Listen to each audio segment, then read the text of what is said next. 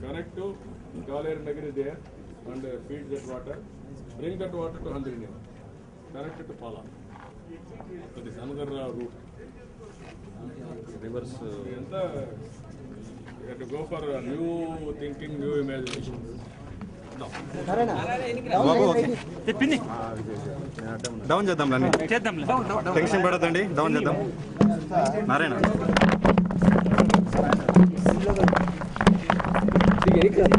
Okay okay వెనక అందరికీ నమస్కారాలు.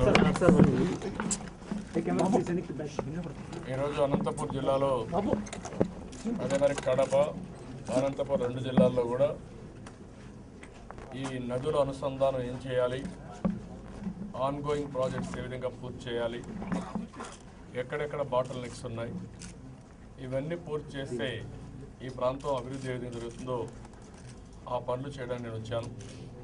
ఇప్పుడే నేను ఏరియల్ సర్వేలో మీరు చూస్తే జీడిపల్లి పిఏబిఆర్ రెండు రిజర్వాయర్లు చూశాను. నాకు స్పష్టమైన అవగాహన వచ్చింది. జీడిపల్లికి నీళ్లు శ్రీశైలం నుంచి కృష్ణా వాటర్ వస్తుంది, తుంగభద్ర నీళ్లు గ్రావిటీతో పిఏబిఆర్కి వస్తుంది. పిఏబిఆర్లో 20 టీఎంసీ నీళ్లు పెట్టుకునే అవకాశం ఉంది. 20 పిఏబిఆర్ 11. అదే మరిగా ఎంపీ మిడ్ పెన్నర్ 5 టీఎంసీ.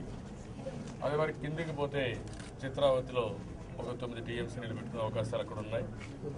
ఇది గ్రావిటీతో ఇది లిఫ్ట్తో వస్తుంది. ఈ నీళ్లు కానీ వస్తే అప్ టు చిత్తూరు బాగుపడే పరిస్థితి వస్తుంది.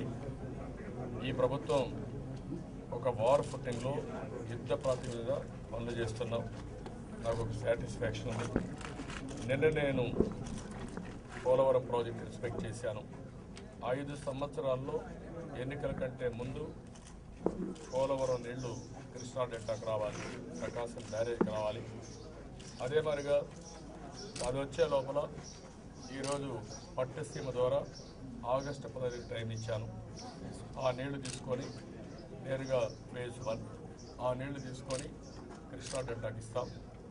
పోలవరం నుంచి కృష్ణా డెల్టా వరకు అంటే ప్రకాశం బ్యారేజ్ వరకు ఏవైతే నీళ్లు ఉన్నాయో అన్నీ సముద్రంలోకి పోతున్నాయి. అనేక వాగులు కానీ నదులు కానీ అన్నీ ఎర్ర కాలువ, అదే మాదిరిగా బుడమేరు, తమ్మిలేరు, రామిలేరు,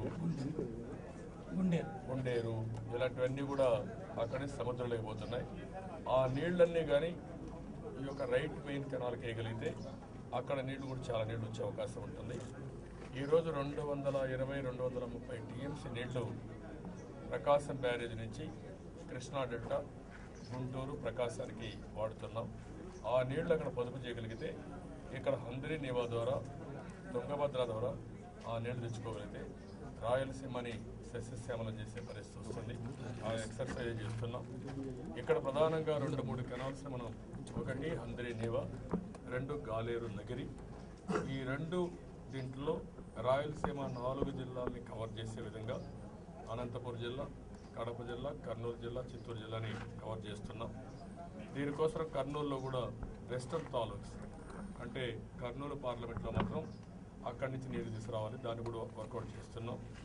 ఈ ప్రాంతాన్నంతటి అనుసంధానం చేయడం కోసం, ప్రతి ఒక్క నీటి బొట్టును ఉపయోగించుకోవడం కోసం, ఒకటి భూగర్భ జలాలు పెంచడం, వర్షపు నీరుని చెక్ డ్యామ్లు, పర్కులేషన్ ట్యాంక్స్, చెరువులు రిపేర్లు ఇవన్నీ చేసి ఎక్కడికక్కడ నీటి మట్టాన్ని పెంచడం, 2 నదుల అనుసంధానం చేయడం, 3వది వాటర్ మేనేజ్మెంట్, ఏదో డ్రిప్ ఇరిగేషన్ కానీ స్ప్రింక్లర్ ఇరిగేషన్. ఇప్పుడే నేను చూశాను ఒక ఆహ్లాదకరమైన వాతావరణం. అరటి తోటలకన్నిటి డ్రిప్ పెట్టారు.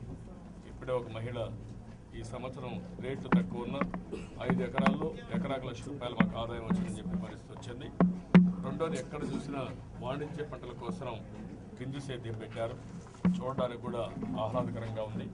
ఇలాంటివన్నీ చేయగలిగితే ఈ జిల్లా సస్యశ్యామలం కావడమే కాకుండా రాష్ట్రంలో మొదటి జిల్లాగా తయారవుతుంది. జిల్లాలో రైతాంగం కష్టాల నుంచి బయటపడే రోజులు వస్తాయి.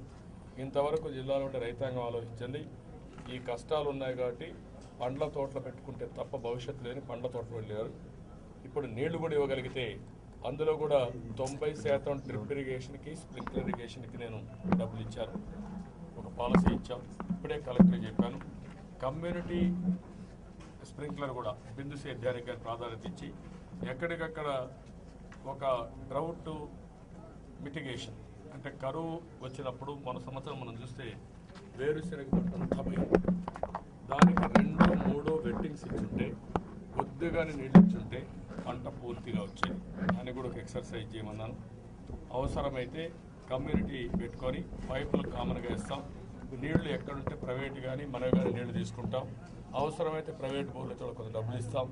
ఆ నీళ్లు ఉపయోగించుకొని పంట ఎండిపోకుండా 2-3 వెట్టింగ్లు ఇవ్వగలిగితే పంట పూర్తిగా వస్తుంది.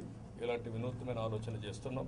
తొందరలోనే దీనికి ఒక కార్యాచరణ ప్రణాళిక తయారు చేసి ఈ జిల్లాని, ఎందుకంటే తెలుగుదేశం పార్టీ కంచుకోట, ఎప్పుడూ తెలుగుదేశం పార్టీని ఆదరించారు. అందులో దేశంలోనే లోయెస్ట్ రెయిన్ఫాల్లో తక్కువ వర్షపాతం పడే 2వ జిల్లా ఇది. కరువుగా ఇది ఒక జిల్లాని ఎడారిగా మారిపోతుందని అందరూ అనుకున్నారు. ఎడారిగా మారిపోయే జిల్లాని ఒక బ్రహ్మాండమైన జిల్లాగా, బ్రహ్మాండంగా ఆంధ్రప్రదేశ్ దేశంలోనే ధనిక జిల్లాల్లో రిచెస్ట్ డిస్ట్రిక్ట్లో ఇది ఒక డిస్ట్రిక్ట్గా తయారు చేసే అవకాశం ఉంది. ఆ ప్రణాళిక తయారు చేసుకోమంది. ఎవరైనా సరే చాలా స్పష్టంగా చెప్పాను. ఇప్పటికి 7-8 టైమ్స్ తిరిగాను, మీటింగ్లు పెట్టాను, పాలసీ ఇచ్చాను. ఎవరన్నా చేయకపోతే మాత్రం వేటు తప్ప. అవన్నీ వదిలిపెట్టి నీళ్లు కావాలన్నా ఊరికే రాజకీయంగా వద్దు. మనకు రాష్ట్రంలో అన్ని నదుల్ని అనుసంధానం చేస్తున్నాం. అనుసంధానం చేసి నీళ్లు తీసుకొస్తున్నాం. ఎక్కడెక్కడ రిజర్వాయర్లు ఉంటే రిజర్వాయర్లో ఫుల్గా నీళ్లు పెడతాం. లేనిపోని ఇది తీసుకొచ్చి నికర జలాల లేకపోతే ఇంకోట ఇవన్నీ డిబేట్ పెడితే నష్టపోయేది మనమే నష్టపోతాం. ఆ నష్టపోవడానికి వీలు లేదు. కరువు ప్రాంతం రాష్ట్రాన్ని కరువు రహిత రాష్ట్రంగా తయారు చేయడం కోసం ఏమేం చేయాలి అందరినీ అన్ని పనులు చేపిస్తాం. అవసరమైతే పోలీసులు పెట్టి చేపిస్తాం.